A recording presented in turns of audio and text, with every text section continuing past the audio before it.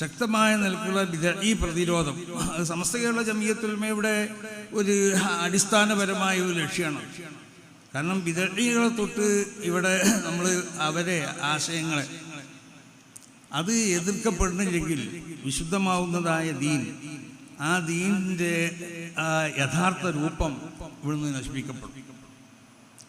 ഇവിടെ നമുക്ക് ആവശ്യം ഒരു ജനറൽ മുസ്ലിമല്ല, യഥാർത്ഥ ആ ദീൻ നബി സല്ലല്ലാഹു അലൈഹി വസല്ലം തങ്ങൾ അല്ലാഹുവിൽ നിന്ന് നബിയിലേക്ക് ആ മുൻഗാമികളാവുന്നതായ അംബിയാവിൽ നിന്നിട്ട് ആ തുടർന്നു പോന്ന അൽ അംബിയാവു ഔലാദു അല്ലാത്ത് ഒരേ ഒരു അടിസ്ഥാനപരമായ ഉള്ള ആശയങ്ങൾ പ്രചരിപ്പിച്ചവരാണ് ഇവിടെ സർവ്വ അംബിയാക്കന്മാരും. അവരൊക്കെ ഈ വിശുദ്ധമാവുന്നതായ ഇസ്ലാം ദീനിൻ്റെ പ്രചാരകരായിരുന്നു അവരൊക്കെ.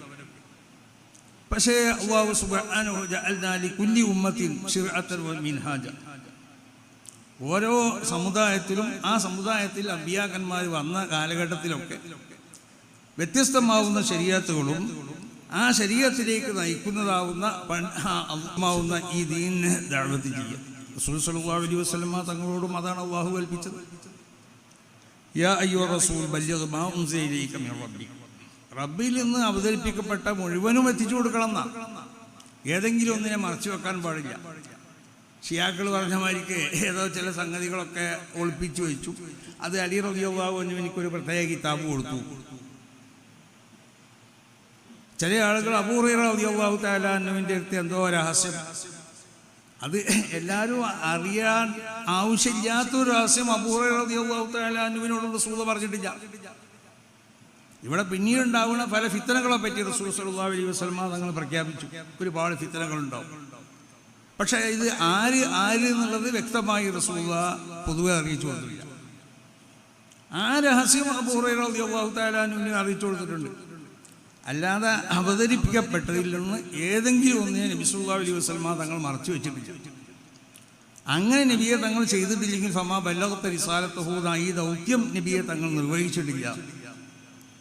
പക്ഷെ ഈ ദൗത്യം നിർവഹിക്കുമ്പോൾ പല യാതനകളും വേദനകളും പലതും അനുഭവപ്പെടും. അതുകൊണ്ടാണ് അല്ലാഹു യഅസിമുക മിനന്നാസ്, ജനങ്ങളിൽ നിന്നുള്ളതായ ഒരു വിഭാഗത്തിൻ്റെ എതിർപ്പ് എപ്പോഴും ഉണ്ടായിക്കൊണ്ടേയിരിക്കും.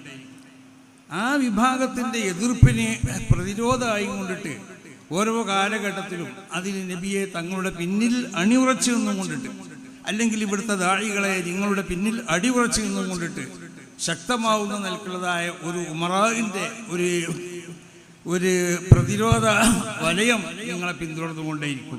അങ്ങനെയാണ്. അതാണ് ഇവിടെ നമ്മൾ പരിശോധിച്ച് നോക്കിയാൽ ഏത് കാലഘട്ടത്തിലും സമസ്ത കേരള ജംഇയ്യത്തുൽ ഉലമയുടെ ഓരോ കാലഘട്ടത്തിലുള്ള പ്രവർത്തനങ്ങൾ നമ്മൾ പരിശോധിച്ച് നോക്കിയാൽ അങ്ങനെ ഈ ദഅവത്ത് ഇവിടെ അതിനാവശ്യമാവുന്ന പ്രവർത്തനങ്ങൾ നടത്തുമ്പോൾ ബിദ്അഈകൾക്കുള്ള എതിർപ്പുകൾ ഉണ്ടാവും. ആ എതിർപ്പിനെ തൊട്ട് കാക്കണ നിലക്കുള്ളതായ ഒരു പ്രത്യേക അതിന് ഒരു സംരക്ഷണം അല്ലാഹു സുബ്ഹാനഹു വ തആല ഏർപ്പെടുത്തിക്കൊണ്ടിരിക്കും. ആ സംരക്ഷണം നൽകുന്നവരാണ് ഇവിടുത്തെ ഉമറാക്കൾ. അപ്പം ശക്തമായ നിലക്ക് ഉലമാവിൻ്റെ പിന്നിൽ ഉമറാവ് ഉറച്ചു നിന്നുകൊണ്ടിട്ട് വിശുദ്ധമാവുന്ന ദഅവത്തിൻ്റെ മേഖലയിൽ വളരെയധികം ശക്തമായ നിലക്ക് ഈ രണ്ട് സമൂഹവും പ്രവർത്തിച്ചതിൻ്റെ ഗുണങ്ങളാണ് ഇവിടെ കണ്ടുകൊണ്ടിരിക്കുന്നത്. അപ്പോൾ സമസ്ത കേരള ജംഇയ്യത്തുൽ ഉലമ അതിൻ്റെ പ്രവർത്തനം നമ്മൾ പരിശോധിച്ച് നോക്കിയാൽ അമ്പിയാക്കന്മാരുടെ ആ ദൗത്യം ഇവിടെ നിർവഹിക്കണം. ആ ദൗത്യം നിർവഹിക്കപ്പെടുന്ന ഈ സംഘടനൻ്റെ അടിസ്ഥാനപരമായ ഒരു ഏറ്റവും പ്രധാനപ്പെട്ട ലക്ഷ്യമാണ് അമ്പിയാക്കന്മാർ നബി സല്ലല്ലാഹു അലൈഹി വസല്ലം തങ്ങൾ സ്വഹാബത്തിനിക്ക് അവതരിപ്പിച്ച ഈ വിശുദ്ധമായ ദീനിൽ ഏതെങ്കിലും നിലക്കുള്ളതായ കടത്തിക്കൂട്ടലുകൾ ഒരു കാലത്തും വന്നുകൂടാൻ പാടുള്ളതല്ല. അതിനെ സംരക്ഷിച്ചോളണം. അതിനെ സംരക്ഷിക്കുകയാണ് സമസ്ത കേരള ജംഇയ്യത്തുൽ ഉലമ ചെയ്യേണ്ടത്. ഈ ദീനിനെ അതിൻ്റെ യഥാർത്ഥ രൂപത്തിൽ സംരക്ഷിക്കണം. ആ സംരക്ഷണത്തിൻ്റെ ഒരു ഭാഗമാണ് ദീൻ ഇവിടെ നിലനിൽക്കണം എന്നുണ്ടെങ്കിൽ നമ്മുടെ ഇന്ത്യ പോലത്തെ രാജ്യങ്ങളിലൊക്കെ മതസൗഹാർദ്ദത്തിനെ ഊന്നിപ്പറയണം. മതസൗഹാർദ്ദത്തിനെ ഊന്നിപ്പറഞ്ഞുകൊണ്ട് മതസൗഹാർദ്ദം ഇവിടെ വളർത്തിയെടുക്കണം. അതിന് ഹാനികരമാവുന്ന എന്തെങ്കിലും ഒന്ന് ആരുടെ ഭാഗത്തു നിന്നുണ്ടായാലും അതിനെ ശക്തമായും കൊണ്ട് എതിർക്കുകയും വേണം.